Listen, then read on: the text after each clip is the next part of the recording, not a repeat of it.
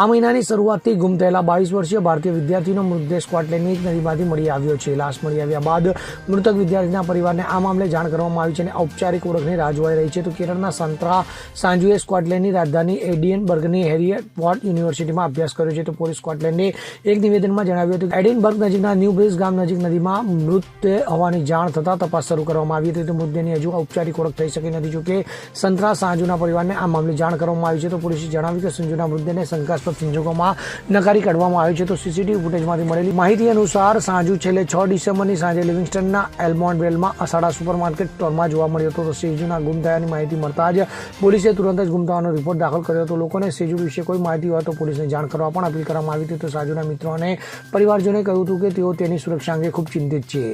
Bureau report CN24 news. હવે જુઓ દેશ દુનિયાની તમામ ખબરો તમારી આંગળીના ટેરવે. ઉઠાવો મોબાઈલ અને Google Play Store પરથી ડાઉનલોડ કરો અમારી CN24 ન્યૂઝ મોબાઈલ એપ.